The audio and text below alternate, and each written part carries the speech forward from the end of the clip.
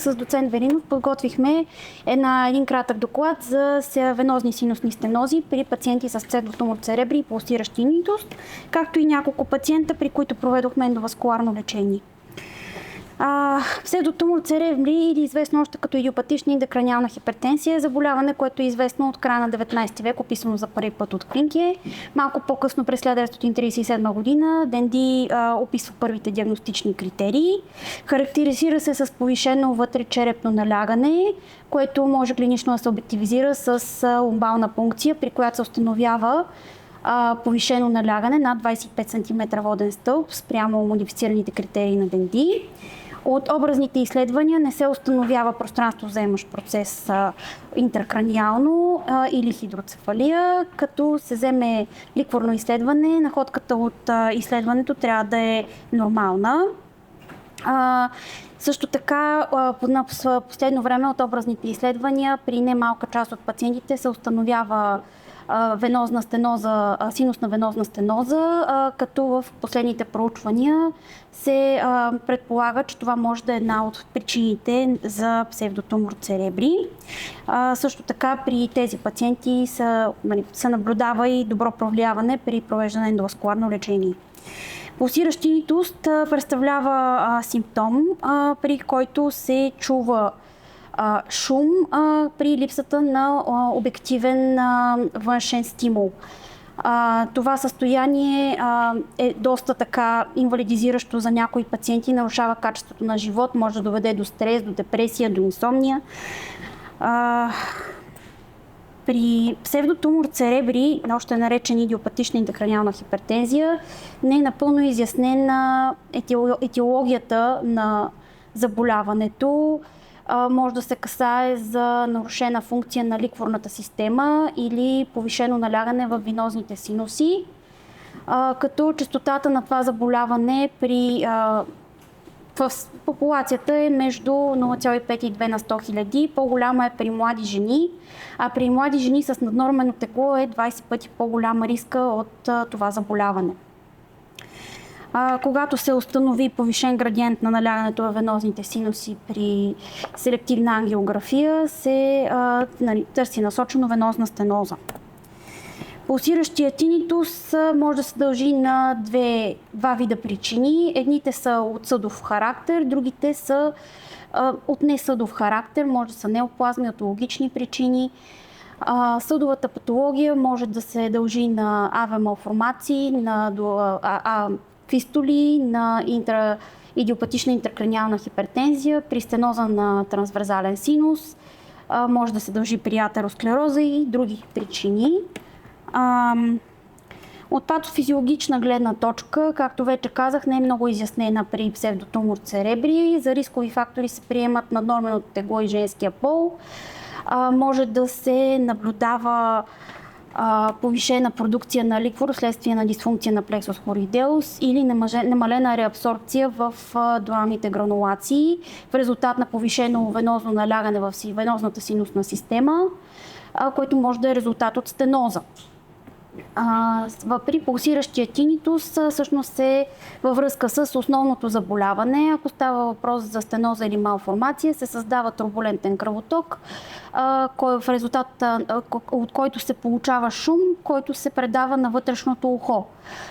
При повишено интракраниално налягане, както е при идиопатичната интракраниална хипертензия, може да се създаде предпоставка нормални шумове в тялото да се чуват посредством костната проводимост на костите на вътрешното ухо, да се чуват така съответно абнормно. Клиничната картина при двете заболявания, псевдотумор церебри, се характеризира предимно с хронично генерализирано главоболие до 94% от случаите. Това е най-честата симптоматика. Това само по себе си може да е доста така, да наруши качеството на живот на пациента и да наруши възможността за работа. При повечето пациенти оплакването от главоболие е тенсионно, може да се прояви ретровулбарно или фронтално, може и да е генерализирано. В някаква част от случаите се проявява като мигренозно главоболие, може да е съпроводено с гадене, може да е съпроводено с фотофобия, фонофобия, може да има болки в шията и в гърба. Другия най-чест признак на това заболяване са зрителните нарушения. Може да има преходна загуба на зрение, двойно виждане, намалена зрителна острота до 80% от случаите, като зрителният морбидитет при тези пациенти може да бъде най-тежкото усложнение на заболяването. В фулминантно протичащи състояния, при липса на лечение, тези хора могат да имат трайна загуба на зрението. Друг често срещан признак е папиледема в 95% от случаите. Реално той е резултат от повишеното интракраниално налягане и се проявява с тези зрителни нарушения, които вече споменахме. Пулсиращият тинитус може да бъде като признак на друго заболяване или може да се дискутира в контекста на псевдотумор церебри до 60% от случаите. В повечето случаи е едностранен, но може да бъде и двустранен в някаква част от случаите. От диагностична гледна точка, образните изследвания, които се провеждат при двете състояния са скенер, компютърна томография или магнитно-резонансна томография с контраст, за да се изключи пространство заемащ процес или хидроцефалия. Също така се прави съдова фаза, венозна и артериална, за да се установи дали има дефект в изпълването на венозната или на артериалната система. Тези две таблици представляват радиологичните магнитно-резонансни критерии при псевдотумор церебри. Първата таблица, изисквания, които поне 3 от тези рентгенологични критерии трябва да са на лице, заедно с липсата на, като един от основните трябва да е липсата на пространство заемащ процес и повишено ликворно налягане при ломбална пункция, за да се постави диагноза псевдотумор церебри. Втората таблица е вече тези критерии на Денди, които споменах, модифицирани през 1985 година. Като това покрива диагностичните изисквания за това заболяване.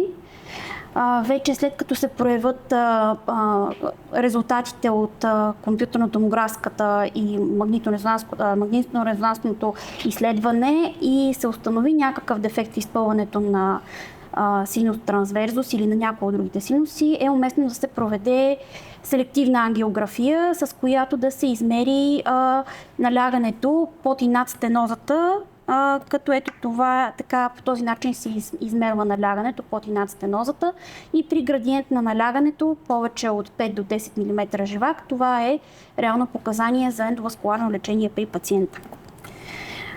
Видовете лечение при псевдотумор церебри са няколко. Може да се проведе симптоматично лечение, като на първи етап се предлага на пациента да редуцира теглото си с налагане на хранителен режим, спортуване или бариатрична операция.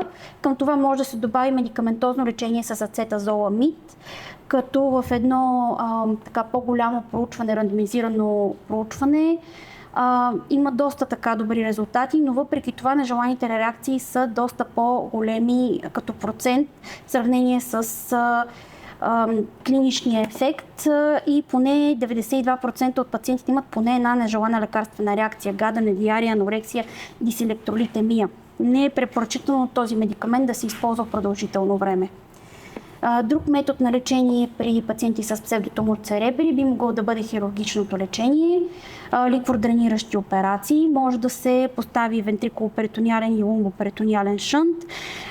В един по-голям метаанализ с 17 проучвания са установили, че подобрението в зрителните нарушения стига до около 54%, за главоболието 80%, за папиледема 70%, но тези операции крият риск от множество усложнения, като тежките са над 30% и реоперациите над 40%. В същия този метаанализ се разглеждат и пациенти, при които е проведено ендоваскуларно лечение с стентиране на венозен синус. При тези пациенти реално клиничното подобрение е доста в по-голям процент. Зрителните нарушения в 78%, за главоболието 83%, папиледема 97%. И обърнете внимание, че усложненията всъщност са доста по-малко, до към 2-3%. При пулсиращия тинитус лечението е в зависимост от етиологията и може да се проведе медикаментозно лечение. също така такава когнитивна терапия при установяване на съдова патология, в частност, конкретно в случая венозна стеноза, е уместно да се проведе ендоваскуларно лечение, което води до редуциране или пълно обратно развитие на оплакванията. И сега ще представим няколко случая. Първият случай е на жена на 34 години с наднормено тегло, която постъпи в клиниката с оплаквания от хронично главоболие, световъртеж, гадене, повръщане. От офталмологичния преглед се установи папиледем. Жената приемаше ацетазоламид продължително време без ефект. Това е проведената магнитно-резонансна томография, в която със сините стрелки сме отбелязали slit-like ventriculi, което е един от критериите от таблицата на радиологичните критерии за псевдотумор церебри, а с червената стрелка сме отбелязали дефект в изпълването на синус трансверзус в дясно. Проведе се и селективна ангиография при тази пациентка, при която се установи, че има градиент над 5 мм живак в стенотичния участък и преминахме към ендоваскуларно лечение с поставяне на стент. Веднага след процедурата се установи редукция в градиента в областта на поставения стент. Подобрение в зрителните нарушения в папиледема клинично се наблюдава няколко месеца след провеждане на процедурата, както и редукция в главоболието.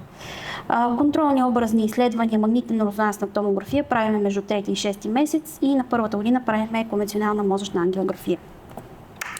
Втория случай е пациентка на 40 години с наднормено тегло, която постъпи в клиниката с пак оплакване от хронично главоболие, персистиращо, което не се повлиява от нестероидни противовъзпалителни средства, диплопия и тинитус.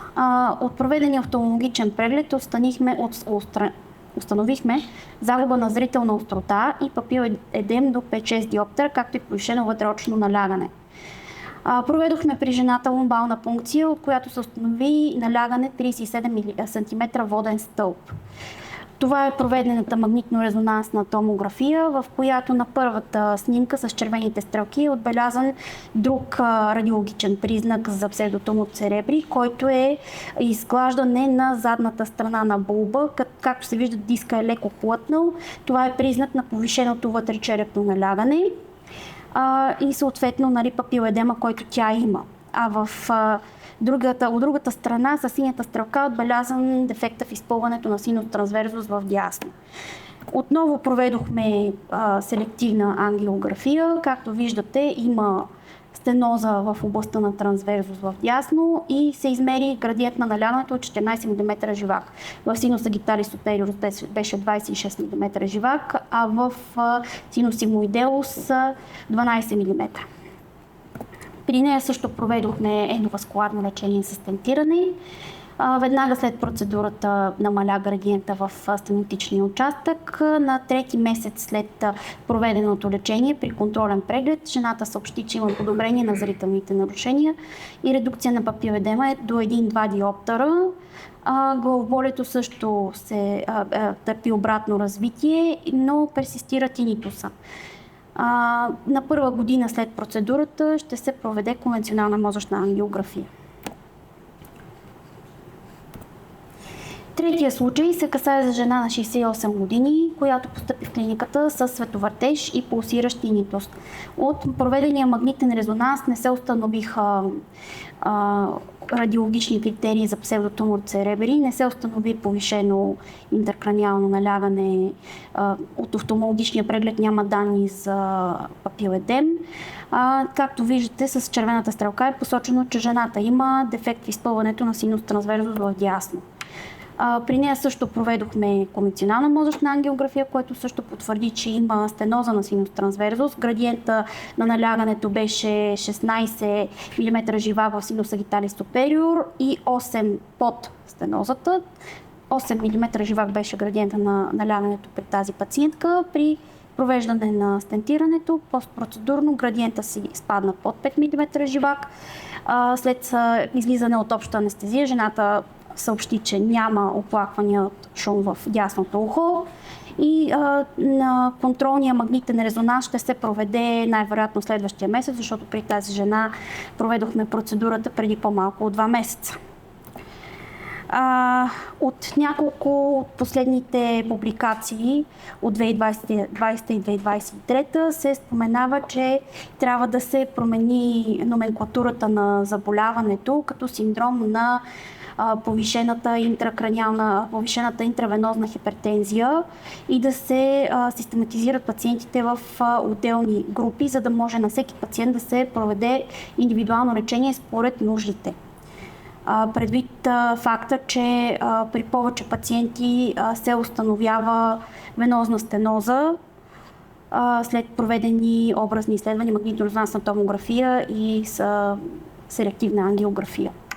Важното в случая е да се знае, че при пациенти с установен дефект в изпълването от магнитно-резонансна томография, уместно да се проведе селективна ангиография, да се измери градиента на налягането и в случай на доказване на клинично значим градиент на налягането над 5 мм живак, при тези пациенти се предлага ендоваскуларно лечение, което по своята същност е етиологично лечение. Рискове в случая може да настъпи рестеноза при такива пациенти, може да се получи мигриране на стент, тромбоза на стент, трябва да се провеждат контролни изследвания в съответните интервали. Едно от най-тежките усложнения са мозъчните кръвоизливи, предвид приема на двойна антиагрегантна терапия в продължение на 1 година. И много благодаря за вниманието и за възможността да участвам на този форум.